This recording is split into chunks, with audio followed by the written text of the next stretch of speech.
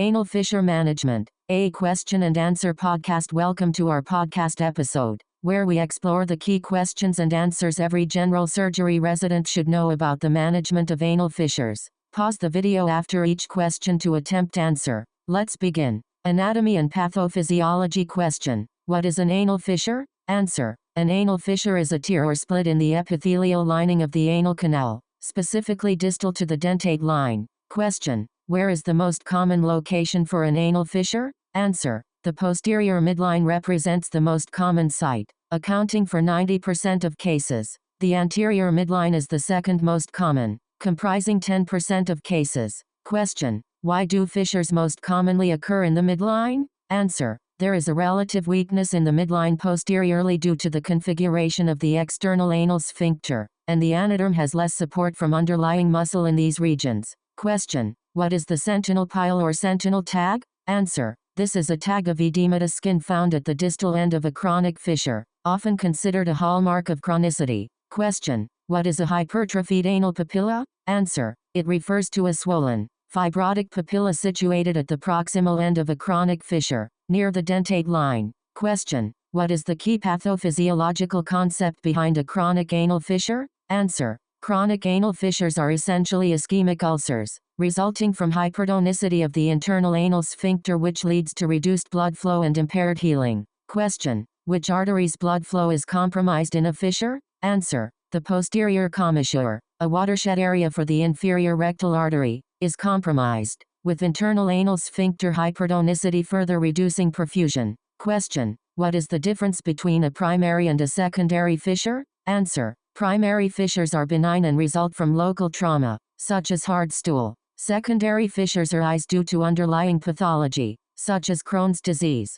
human immunodeficiency virus, tuberculosis, leukemia, or malignancy. Question. What finding on physical exam suggests a fissure is secondary? Answer. A fissure that is off midline, multiple, wide, deep, or has irregular edges or a necrotic base suggests a secondary etiology. Question. What is the role of the internal anal sphincter in fissure pathogenesis? Answer. Spasm and hypertonicity of the internal anal sphincter lead to pain, which causes further spasm, creating a cycle of pain and ischemia that prevents healing. Diagnosis and history question. What is the classic history of an acute anal fissure? Answer. Patients typically report sudden, intense, tearing pain during or immediately after defecation, often described as passing glass, followed by prolonged aching pain. Bright red blood on toilet paper is common. Question. What is the classic history of a chronic anal fissure? Answer. The pain with defecation lasts more than 6 to 8 weeks, and patients often develop a fear of bowel movements and subsequent constipation. Question. On physical exam, what is the best way to visualize a fissure? Answer. Gently spreading the buttocks to evert the anal margin, known as the buttock stretch maneuver, enables visualization in most cases, without the need for anoscopy. Question. Why might anoscopy be difficult or contraindicated in a patient with a fissure? Answer. Due to hypertonic sphincter and extreme pain, anoscopy is often intolerable without anesthesia. Question. What are revealed versus concealed fissures? Answer. A revealed fissure can be seen with buttock retraction, while a concealed fissure is hidden by the sphincter and may require diagnosis under anesthesia. Question. What underlying conditions must you rule out with an atypical fissure? Answer. Crohn's disease, sexually transmitted infections such as syphilis, herpes, or chlamydia, human immunodeficiency virus, tuberculosis, and anal carcinoma must be excluded. Question. When should you perform a biopsy of a fissure? Answer. If the fissure is atypical in location, appearance, or does not heal with medical therapy, a biopsy under anesthesia is mandatory to exclude malignancy. Question. What is the differential diagnosis for anal pain? Answer. Differential diagnoses include fissure, thrombosed external hemorrhoid, perianal abscess, proctalgia fugax, Levator-Ani syndrome, and referred pain. Medical management. First line. Question. What are the 4 pillars of first-line conservative management for acute fissures? Answer. The pillars are dietary fiber supplementation and hydration, sitz baths, stool softeners, and topical analgesics such as lidocaine. Question. How do sitz baths help? Answer. Sitz baths relax the internal sphincter, enhance blood flow, cleanse the area, and provide symptomatic relief. Question: what is the first-line pharmacological therapy for chronic fissures? Answer: chemical sphincterotomy using topical agents that reduce internal anal sphincter tone is indicated. Question: what are the two most common topical agents used? Answer: calcium channel blockers, such as diltiazem or nifedipine ointment, and nitroglycerin ointment are the primary agents. Question: how does nitroglycerin ointment work? Answer: nitroglycerin is a nitric oxide donor that relaxes the sphincter, reducing anal pressure and improving blood flow. Question: what is the major side effect of nitroglycerin ointment? Answer: severe headaches due to systemic vasodilation are common and may affect patient compliance. Question: how is nitroglycerin ointment typically applied and dosed? Answer: it is applied in a pea-sized amount to the anal margin 2 to 3 times daily for 6 to 8 weeks. Question: how do calcium channel blockers such as diltiazem or nifedipine work? Answer: they inhibit calcium influx into smooth muscle cells, leading to sphincter relaxation. Question: what is the advantage of topical diltiazem over nitroglycerin? Answer: topical diltiazem is associated with a much lower incidence of headaches and better compliance. Question: what is the typical concentration of compounded diltiazem ointment? Answer: the standard concentration is 2%, applied twice daily. Question: what other oral medication can be used? Answer: oral nifedipine or diltiazem may be used, though topical therapy is preferred due to fewer systemic side effects. Question: what is the role of botulinum toxin injection? Answer: botulinum toxin injection is a second-line medical treatment, temporarily relaxing the internal sphincter for approximately 3 months. Question: how is botulinum toxin injected? Answer: 20 to 100 units are injected into the internal sphincter on each side of the fissure, occasionally directly into the muscle, as an office-based procedure. Question: what are the advantages of botulinum toxin? Answer: it is a one-time procedure that provides longer-lasting relaxation than topical medication. Question: what is the main risk of botulinum toxin injection? Answer: temporary incontinence to flatus or stool, affecting fewer than 5% of cases, which resolves as the effect wears off. Question: what is the healing rate with first-line medical therapy using topical agents?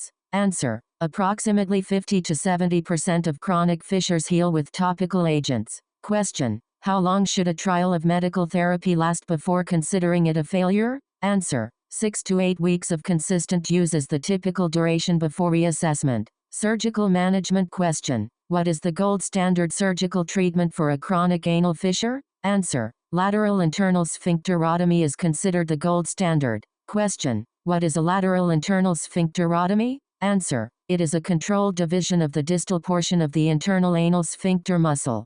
Question: how does lateral internal sphincterotomy work? Answer: the procedure permanently reduces sphincter tone, alleviates spasm, restores blood flow, and promotes healing. Question: what is the success rate of lateral internal sphincterotomy? Answer: the success rate exceeds 95% for idiopathic chronic fissures.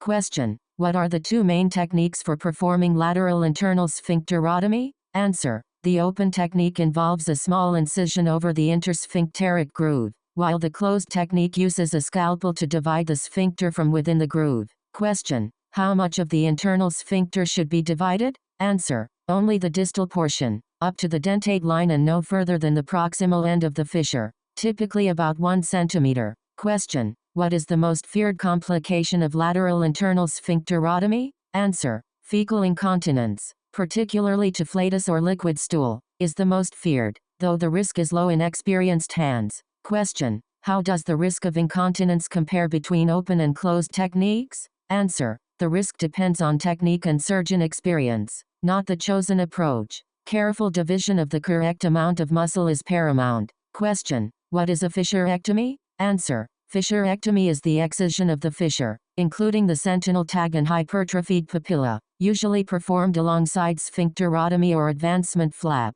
Question: when is an anal advancement flap used? Answer: advancement flaps are employed for chronic, refractory fissures with significant tissue deficit or in patients with low-pressure sphincters, such as the elderly or those with previous obstetric injury. Question: what types of flaps are used? Answer: VY advancement flaps or house advancement flaps are typical. Question: What is the non-sphincter dividing procedure of historical significance? Answer. Anal dilation, or Lord's procedure, is no longer used due to an unacceptably high rate of incontinence. Question. When is examination under anesthesia indicated? Answer. It is indicated for diagnosis of concealed fissures, biopsy of atypical fissures, or initiation of surgical therapy after failed medical management. Question. What should be done during examination under anesthesia for a fissure? Answer. Confirm the diagnosis, rule out other pathologies, and undertake the planned procedure such as lateral internal sphincterotomy,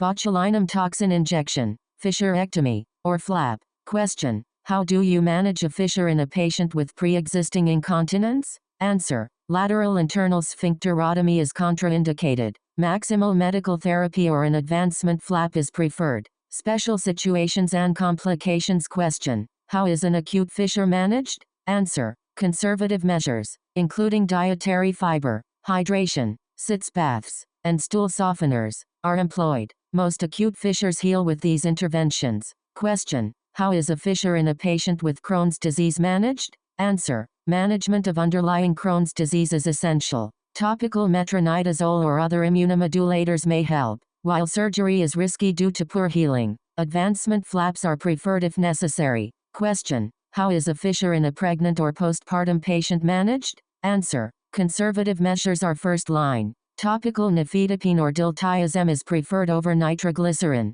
and lateral internal sphincterotomy is reserved for refractory cases. Question. How is a fissure in a patient with human immunodeficiency virus managed? Answer. Atypical locations are common. Rule out opportunistic infections or malignancy, often necessitating biopsy. Treatment is tailored to the underlying cause. Question. What is a non-healing fissure after lateral internal sphincterotomy? Answer. A fissure persisting despite adequate sphincterotomy requires reassessment for other causes such as Crohn's disease, malignancy, or recurrence. Question. What is a keyhole deformity? Answer. This groove or defect in the anal canal can result from posterior midline sphincterotomy or poor fissure healing, leading to seepage and soiling. Question. How is a chronic fissure with stenosis managed? Answer. Lateral internal sphincterotomy is often required to relax the sphincter, and an advancement flap may be necessary to add tissue. Question. What is the management of a fissure with a large sentinel tag?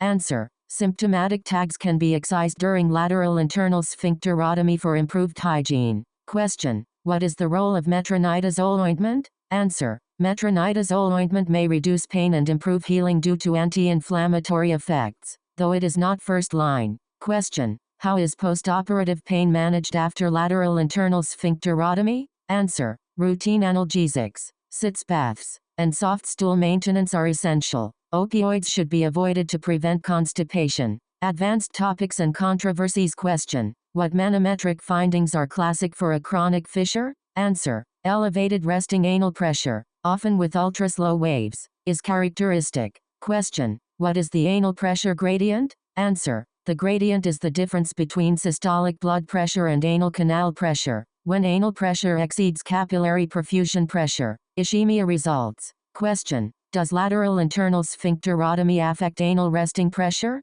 Answer. Yes. It leads to a permanent reduction by approximately 25 to 30%. Question. What is the recurrence rate after lateral internal sphincterotomy? Answer. Recurrence is rare, occurring in 1 to 3% of cases. Question. What is the recurrence rate after botulinum toxin injection? Answer. Recurrence can reach 40 to 50% after 1 year. Question. How does nitroglycerin compare to lateral internal sphincterotomy in randomized trials? Answer. Lateral internal sphincterotomy yields better healing but carries a small risk of permanent incontinence, while nitroglycerin has a lower healing rate and more frequent headaches. Question. How does botulinum toxin compare to lateral internal sphincterotomy? Answer. Lateral internal sphincterotomy has a higher healing rate, while botulinum toxin has a lower risk of permanent incontinence but a higher recurrence rate. Question. What is the algorithm for managing a chronic fissure that fails first-line topical therapy?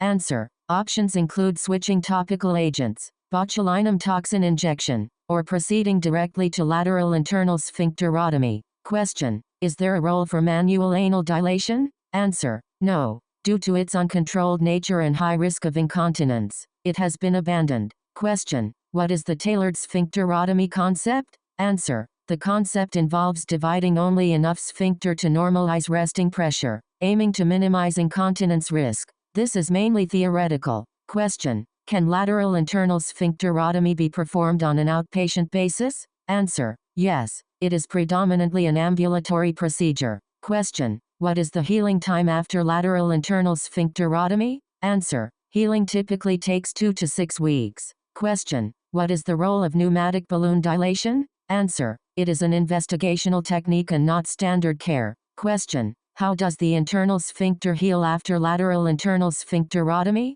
Answer. Healing occurs by fibrosis, resulting in a permanently relaxed muscle band. Question. What nerve innervates the internal anal sphincter? Answer. The internal anal sphincter is innervated by autonomic fibers, sympathetic nerves from lumbar 5 for contraction, and parasympathetic nerves from sacral 2 to 4 for relaxation. Practical clinical pearls. Question. How do you differentiate a fissure from a thrombosed external hemorrhoid on examination? Answer. A thrombosed external hemorrhoid is a tender, bluish, subcutaneous lump at the anal verge, while a fissure is a linear tear, often accompanied by a sentinel tag. Question. A patient presents with excruciating pain but no visible fissure. What should be considered? Answer. Possible concealed fissure, intersphincteric abscess, or levator ani spasm. Examination under anesthesia may be required. Question. A patient has a lateral fissure. What should be your first thought? Answer. A secondary cause should be suspected,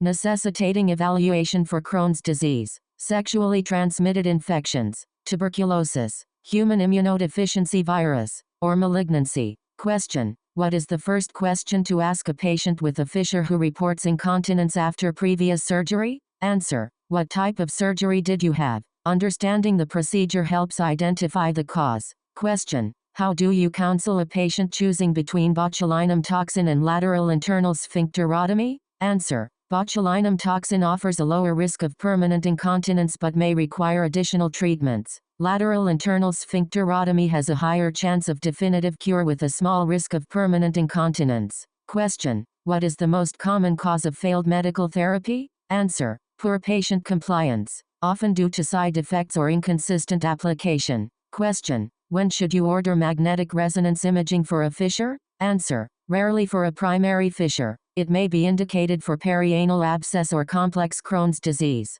Question. What is the role of endoanal ultrasound? Answer. Endoanal ultrasound is used to assess sphincter anatomy when there is a history of incontinence or prior surgery to evaluate safety for lateral internal sphincterotomy. Question. A patient has a chronic fissure and a known history of obstetric sphincter injury. What is the best treatment? Answer. Lateral internal sphincterotomy should be avoided. Maximal medical therapy or advancement flap is preferred. Question. How do you manage a chronic fissure in an elderly patient with passive incontinence? Answer. Lateral internal sphincterotomy is contraindicated. Focus on medical management and, if needed, advancement flap. Question. What is the medical sphincterotomy period? Answer. This refers to the 6 to 8 weeks of topical therapy aimed at chemically relaxing the sphincter to allow healing. Question. Can a chronic fissure become malignant? Answer. A chronic fissure itself does not become malignant, but a malignancy may mimic a non-healing fissure.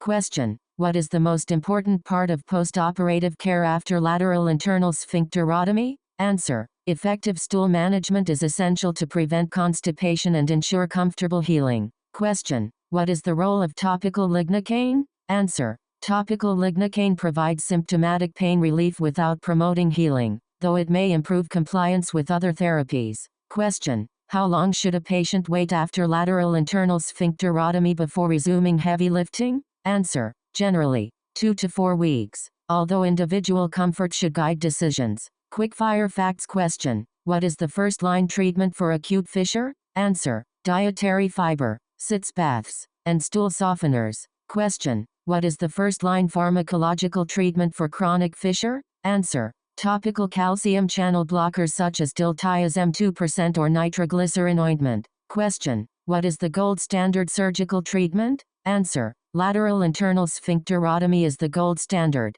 Question. What is the most common side effect of nitroglycerin? Answer. Headache. Question. What is the most feared complication of lateral internal sphincterotomy? Answer. Fecal incontinence. Question. What is the hallmark of a chronic fissure? Answer. Sentinel tag, hypertrophied papilla, and exposed internal sphincter fibers. Question. What is the key contraindication to lateral internal sphincterotomy? Answer. Pre-existing incontinence. Question. What is the primary pathophysiologic mechanism in fissure formation? Answer. Internal anal sphincter hypertonicity resulting in ischemia. Question. What is the diagnostic test of choice? Answer. History and physical examination by inspection. Question. What is the most important preventive measure for fissures? Answer. Lifelong dietary fiber intake and hydration to maintain soft stools. Thank you for joining us for this in-depth podcast episode exploring anal fissure management. Stay tuned for more expert insights on surgical topics. It's the Everything Surgery Podcast. Dissect the extraordinary.